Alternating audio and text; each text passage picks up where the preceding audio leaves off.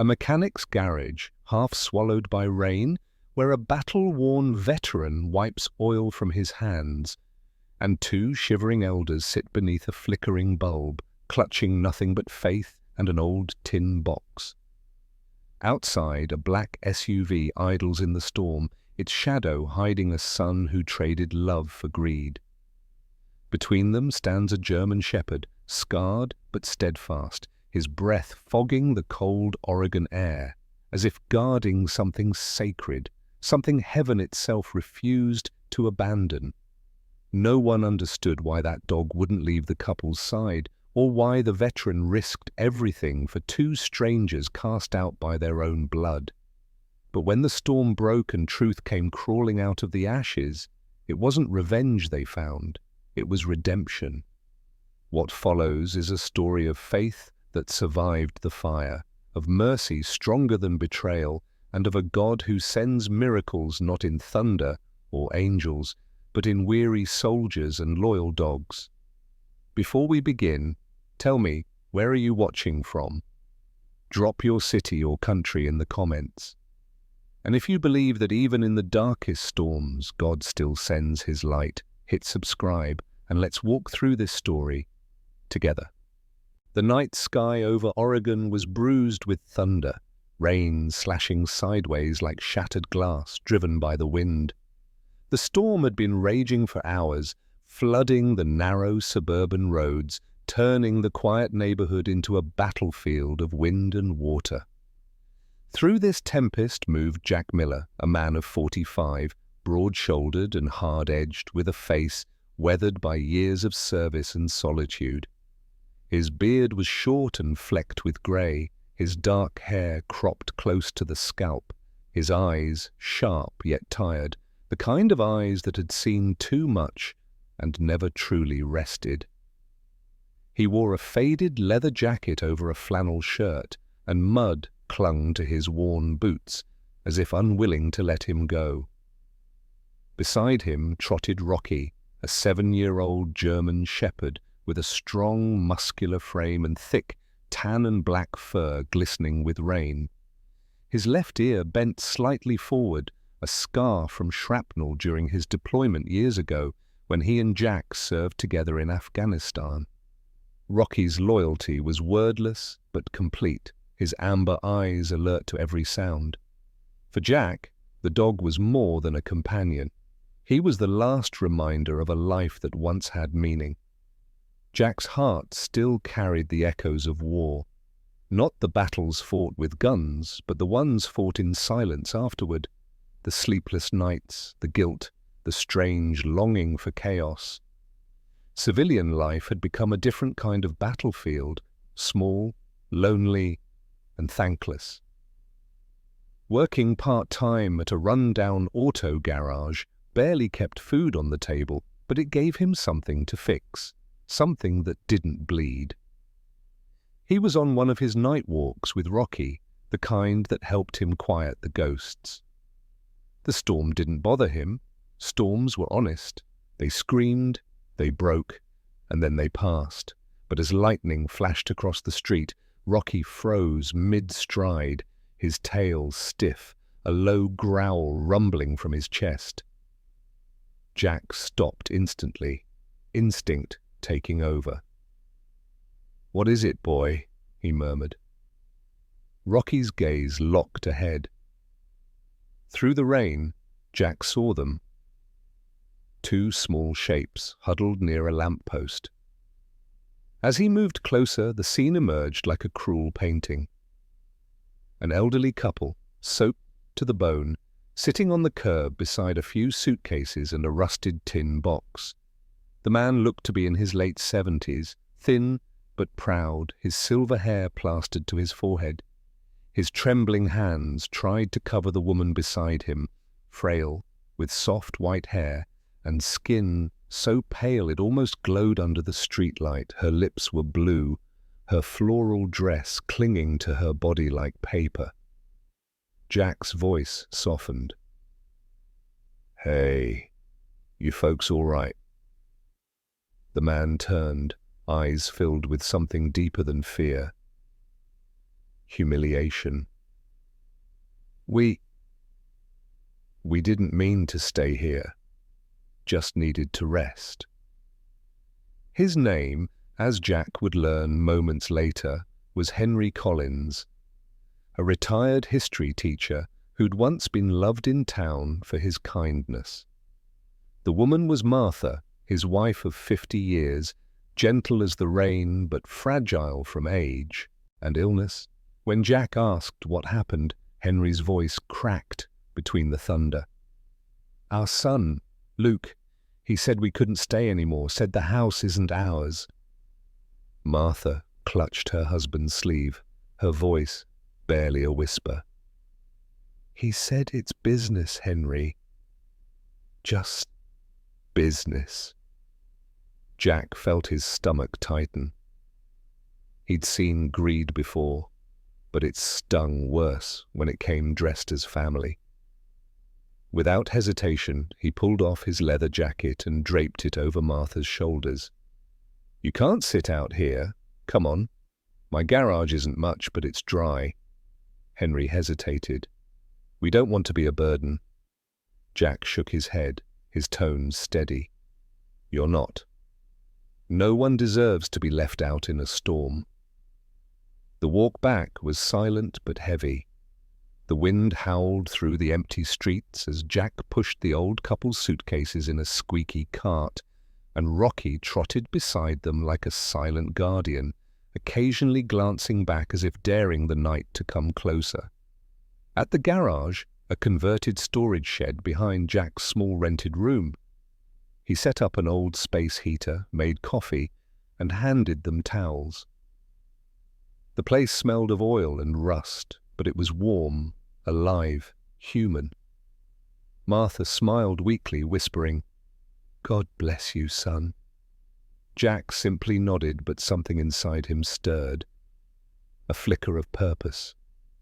He hadn't heard someone call him son in years. When Henry spoke again, his hands trembled as he clutched the small tin box. "He made us leave with only this," he said bitterly. "Said the house and land belonged to him now. All I wanted was to die in the same home we built together." Jack leaned forward, his voice low but burning. "What's in the box?" Henry hesitated. "Just memories, maybe. Things Luke told us not to open." Jack frowned. "Why?" "He said it's old paperwork, not for our eyes." Martha's fingers tightened over the box, as if it contained her heartbeat. Lightning flashed, followed by the echoing boom of thunder that shook the garage walls. Jack moved closer, the mechanic's curiosity mixing with the soldier's instinct. "Let's dry it off," he said quietly, setting it on the workbench near the lamp. But when the lid creaked open, Henry's face drained of color. His hand trembled. Inside, wrapped in a piece of cloth, was not paperwork, but a small USB drive labeled in neat handwriting, "For Luke, do not open." Henry's breath caught in his throat. "Oh my God," he whispered, eyes wide with dread. "He told me never to touch it." "Never!" Rocky growled softly, sensing the tension. Jack looked at the trembling couple, then at the tiny object gleaming in the lamplight. Something told him that whatever was on that drive was the reason they'd been thrown into the storm, and deep down, the soldier in him knew. This was no ordinary family dispute. It was the beginning of a battle he hadn't expected to fight again. Rain still whispered against the garage roof, a steady rhythm that masked the sound of Jack's heartbeat.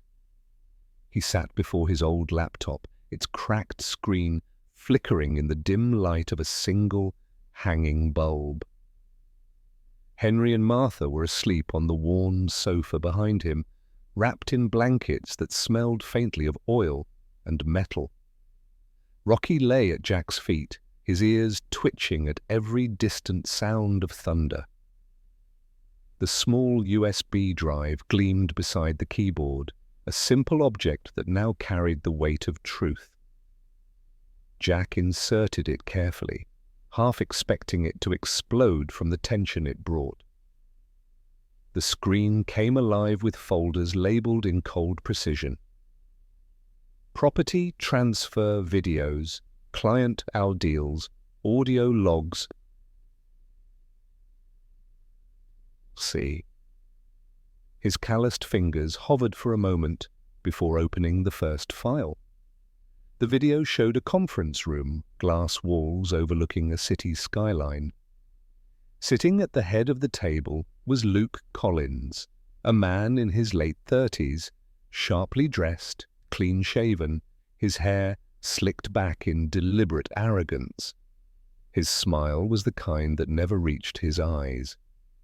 He spoke with 3 other men, all in suits, voices low and casual as they discussed moving old properties faster and taking care of the elderly liabilities. Jack's jaw tightened. It wasn't just greed, it was organized, rehearsed. He recognized that tone. The cold detachment of men who thought themselves untouchable. Behind him, Henry stirred, coughing softly. Jack turned, placing a reassuring hand on the old man's shoulder. "You were right," he said quietly. "Your son's involved in something bad, real bad." Henry's face collapsed into his hands, grief spilling silently between his fingers. Martha's eyes fluttered open, her voice trembling. "Why would he do that to us, Jack? We gave him everything." Jack wanted to answer, but Rocky suddenly stood up, tail stiff, a low rumble rising in his throat.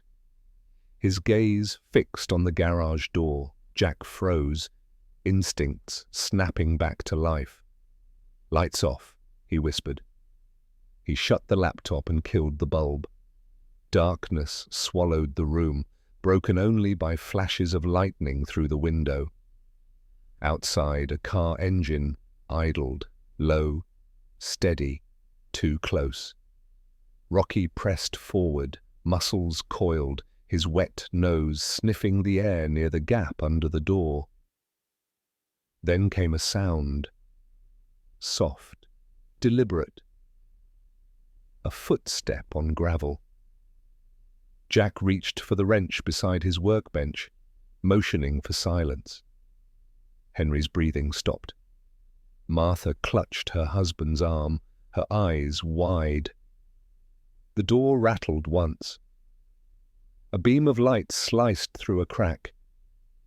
A flashlight. Jack crouched low, every nerve screaming. Then, after a long moment, the sound retreated. Tires rolled against wet pavement, fading into the storm. Silence returned, but not peace. When Jack finally turned the lights back on, his gaze went to the door. There. A muddy handprint smeared across the steel, sliding downward as if someone had leaned against it. Rocky moved closer, sniffing, then growled again. Something glinted on the wet concrete near the threshold. Jack bent down and picked it up. It was a black earpiece, small, waterproof, military grade. The logo etched into the side made his stomach drop. Collins Security Group. Luke's company. The implication was clear. Luke wasn't just monitoring his parents. He had sent people. Jack wiped the rain from his face, anger beginning to build like pressure behind his ribs. "They know we're here," he muttered. Rocky growled softly, his tail low, his body tense but ready. Henry looked lost, as though the son he'd raised had vanished into a stranger. "What do we do now?" he asked, his voice small. Jack closed the laptop, pocketed the USB, and stared at the door as the storm raged outside.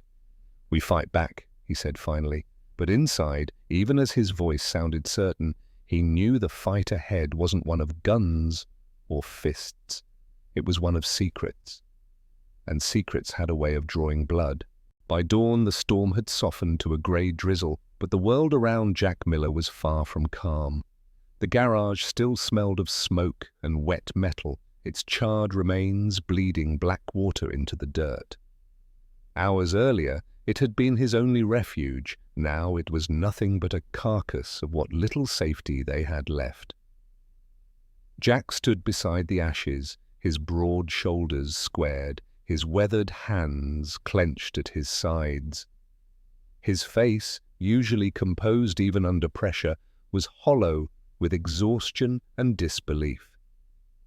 Beside him, Rocky paced anxiously, his thick fur matted with soot. His intelligent amber eyes darting between Jack and the police officers moving around the scene. The loyal German shepherd's body bore small burns on his flank. Yet he remained alert, muscles tight, ready to defend his master if needed. Henry and Martha Collins sat wrapped in emergency blankets on the back of an ambulance, their faces pale and stunned. Henry's eyes were red-rimmed, his jaw trembling with anger he was too old to express. Martha leaned against him, silent tears carving trails down her soot-covered cheeks. "We would have died in there," she whispered hoarsely. Jack turned toward her, voice low and steady. "Not while I'm breathing, Ma'am." But inside he knew how close it had been.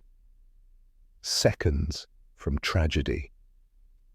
2 hours earlier he had driven them to meet Grace Harper, the one person he trusted with his life. Grace was 39, a tall, lean woman with sharp grey eyes and chestnut brown hair tied back in a neat ponytail. Her posture carried the unmistakable discipline of her years as a military lawyer. There was something cold and deliberate in her every move, the kind of composure carved by too many cases where truth came too late. When she saw Jack at her San Diego office door, wet, unshaven, exhaustion carved deep into his face, she didn't need an explanation. "You wouldn't come to me unless it was bad," she said. Jack handed her the USB drive. "It's worse than bad." Grace studied the files in silence for several minutes, her expression tightening with every click of the mouse. "If this is real," she finally said, her voice clipped, "your friend Luke is part of a federal-level crime, wire fraud, property laundering, and possibly conspiracy to commit elder abuse. This isn't small-town corruption, Jack. This is prison time." Jack rubbed the back of his neck, the tension making his muscles ache. "Then we bring him down." Grace's brow furrowed. "You can't just bring someone like him down without proof admissible in court. You need protection, legal and otherwise." Before Jack could respond, Rocky's deep bark tore through the quiet. The dog bolted toward the window, snarling. The smell hit Jack first. Smoke, not from a distant building, but fresh, sharp, and wrong. He sprinted outside with Grace right behind him. The sight hit him like a punch, flames already clawing up the side of the garage. "Henry!" "Martha!" he shouted. He plunged through the smoke without hesitation, ignoring Grace's cry to wait. Inside, visibility was near zero. Flames licked across the ceiling, devouring oxygen. He found Martha first, coughing, barely conscious. He pulled her out as Rocky dragged Henry's duffel bag by its strap, refusing to leave without it. They stumbled into the rain, coughing, gasping, alive by a miracle. Grace called the fire department, her voice controlled but sharp with urgency. By the time the authorities arrived, Luke was already there, immaculate as ever, his dark coat dry despite the rain, his expression perfectly rehearsed. "Officer," he began, tone dripping with concern, "I've been trying to reach my parents all night. I heard there was an accident. Who's responsible for this?" His gaze flicked toward Jack, a faint smirk curling at the corner of his lips. "I hope this man didn't do something rash." The words hit their mark. Within minutes, Jack was surrounded by officers. Grace tried to intervene, but Luke's voice carried weight and money. "He's unstable," Luke insisted. "A veteran with trauma. Maybe he meant well, but—" Jack didn't resist the handcuffs. He'd faced worse. As the police led him toward the cruiser, Rocky growled, lunging toward a man in a black security uniform who stood smirking near Luke. The dog's teeth sank into the man's arm, ripping through fabric. The man screamed, stumbling back, dropping something onto the wet ground. Jack caught a glimpse as it rolled, a small metal key engraved with 2 letters, LC. Rocky released the man only when Jack called him off. The officer shoved Jack into the back seat, and as the door slammed, Jack's eyes locked with Grace's. She picked up the key, her expression darkening. She didn't need to say it. That single clue had just turned the tide. The courthouse in downtown Portland stood like a fortress of old justice, tall, grey, indifferent to the sins it judged. Inside, the air smelled faintly of rain-soaked coats and tension.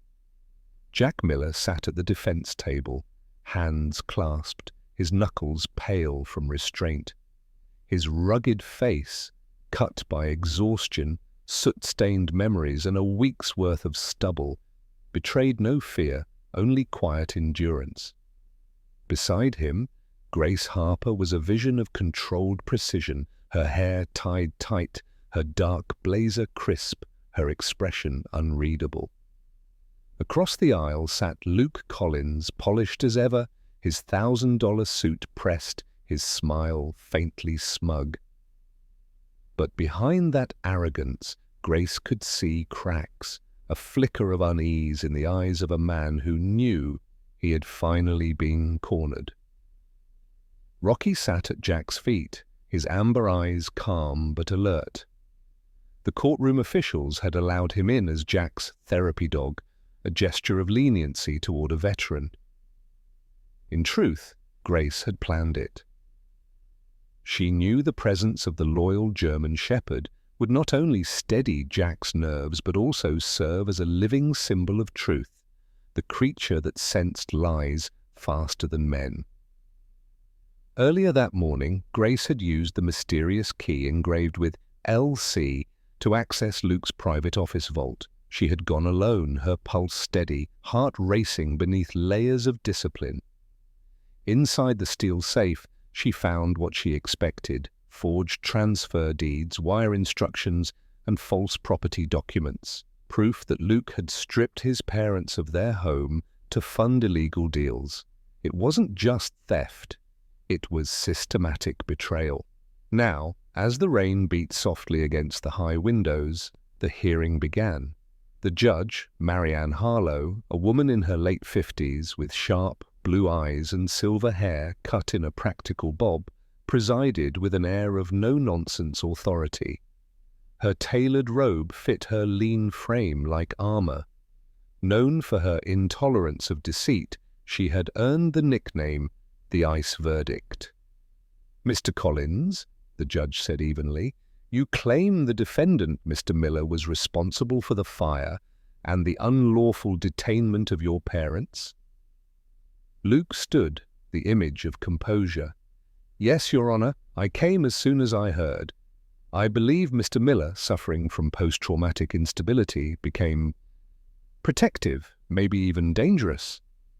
His words were practiced, carefully rehearsed, to sound sympathetic. He cast a glance at Jack, calculated pity mixed with contempt. Grace rose. "Your Honor, we have evidence to contradict that narrative."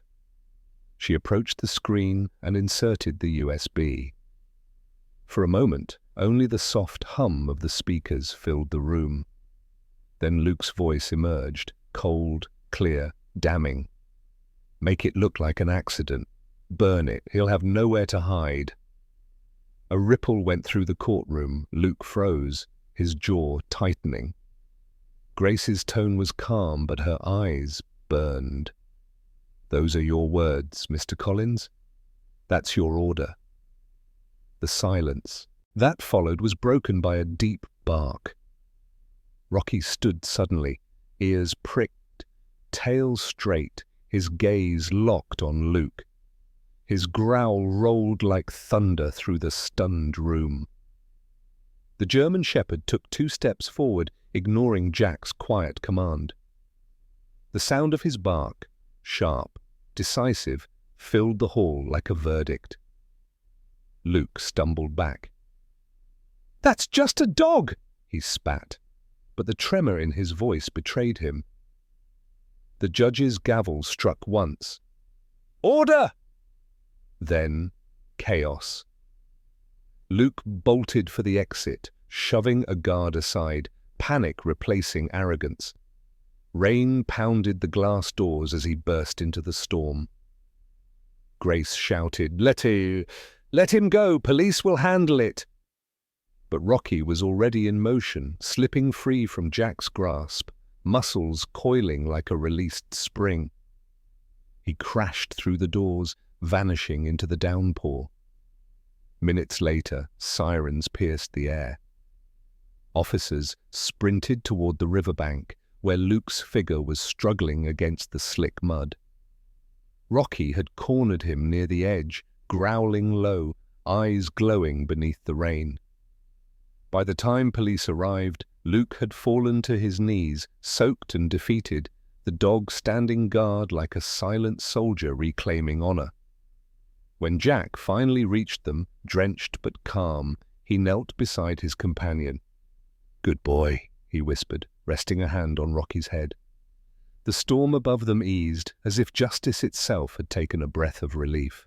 The morning sun broke through the clouds for the first time in weeks, casting a soft golden hue over the quiet town of Portland's outskirts. The rain-washed streets shimmered like silver veins running through the earth. For the first time since the fire, Jack Miller felt peace settle on his chest like a gentle weight. The trial was over. Justice, long delayed, had finally come home. Luke Collins was convicted on all counts: arson, fraud, and elder abuse, his carefully constructed empire crumbling under the weight of his own greed. The Collins estate, once filled with deceit and silence, now echoed with laughter again. Henry and Martha Collins had returned to their home, the same white cottage their younger selves had built with hope and patience 50 years ago. The paint had faded and ivy had crept up the wooden beams, but to them it was perfect. The front porch smelled of lemon oil and fresh bread. The air filled with the soft hum of forgiveness. Jack stood in the backyard, sleeves rolled, hammer in hand. His broad shoulders glistened with sweat under the afternoon sun. He was rebuilding the small garage, the one he'd lost in the fire, but this time on the edge of the Collins garden. It wasn't charity. It was shared purpose. "You're part of this family now," Henry had told him that morning, his frail voice steady with gratitude. Henry, despite the tremor in his hands and the slowness in his step, had regained something far stronger than wealth. Dignity. Martha, her soft grey hair tied back with a ribbon, placed a tray of lemonade on the wooden table near Jack's tools. Her wrinkled hands trembled as she smiled. "You work too hard, son," she said gently. "You've already given us back our lives." Jack smiled faintly, his rough voice carrying warmth. "Maybe. But the roof still leaks, Mom." She laughed, the sound like the first song of spring. Rocky lay nearby in the shade, his fur catching glints of sunlight, his breathing slow, content. The old German shepherd had earned his rest. His once scarred ear twitched at every passing bird, but his eyes remained soft, calm. Occasionally he lifted his head just enough to watch Jack, as if making sure the man who had saved everyone wasn't drifting too far from peace. In the afternoon, Grace Harper arrived. She looked different out of her usual suit, wearing jeans, a plain white shirt, and a rare smile. Her chestnut hair, usually tied back, fell loosely around her face. "If every veteran were like you," she said, leaning against the porch railing, "I'd be out of work." Jack chuckled, setting down his hammer. "You? Out of work? I'll believe that when the world stops spinning." Grace shook her head, her sharp grey eyes softening. "No, Jack.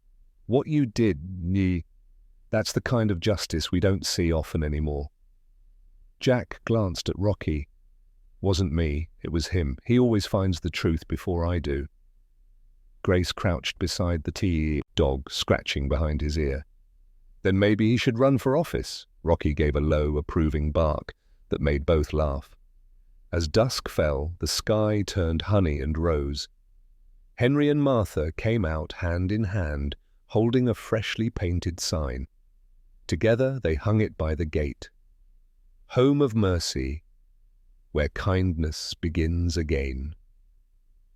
The moment felt sacred, a soft resurrection of all that had been broken.